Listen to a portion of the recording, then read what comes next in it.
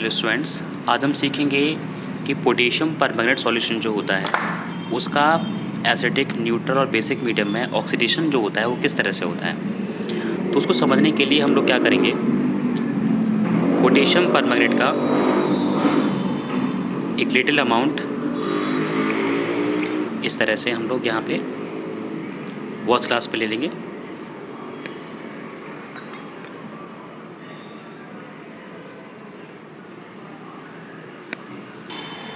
अभी जैसा कि मैं पता है कि इन तीनों ही वॉच ग्लास में जो पोटेशियम परमैंगनेट है ना, वो एक्वेस सॉल्यूशन है। और एक्वेस सॉल्यूशन कैसा होता है? न्यूट्रल होता है। तो अब ये न्यूट्रल सॉल्यूशन है। तो फर्स्ट ऑफ ऑल हम क्या करेंगे, एक वॉच ग्लास में हम यहाँ पे सोडियम हाइड्रोक्साइड लेते हैं और सोडियम हाइड्रोक्साइड का थोड़ा सा अमाउंट हम यहाँ पे ऐड कर देते हैं। तो अगर हमने यहाँ पे सोडियम हाइड्रोक्साइड ऐड कर दिया है पहले वाले में, इसका मतलब पहले वाला जो सॉल्यूशन है वो अब एल्कलाइन मीडियम में हो चुका है, मतलब एल्कलाइन पोटेशियम परमैंगनेट है और ये न्यूट्रल है। This is the neutral potassium permanganate solution.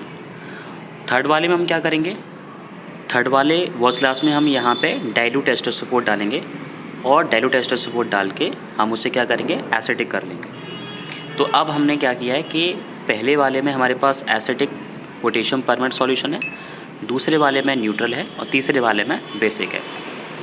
अब हम यहाँ पे क्या करने वाले हैं, इन तीनों में डालने वाले हैं सोडियम सल्फाइड का सॉल्यूशन और ये चेक करेंगे कि सोडियम सल्फाइड सॉल्यूशन का ऑक्सीडेशन इन तीनों ही मीडियम में किस तरह से होता है। तो स्टूडेंट, हमने यहाँ ड्रॉपर में ले लिया है सोडियम सल्फाइड का सॉल्यूशन।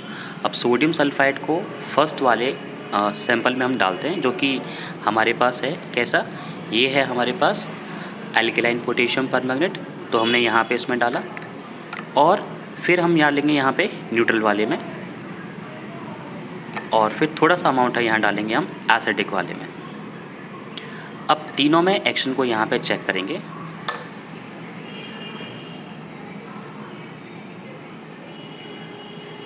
तो आपने देखा कि एसिडिक मीडियम में जो सॉल्यूशन है वो कैसा हो गया, वो कलरलेस हो गया, यानी कि यहाँ पे जो मैग्नीज जो +7 ऑक्सीजन स्टेट में होता है वो +2 स्टेट में आ गया।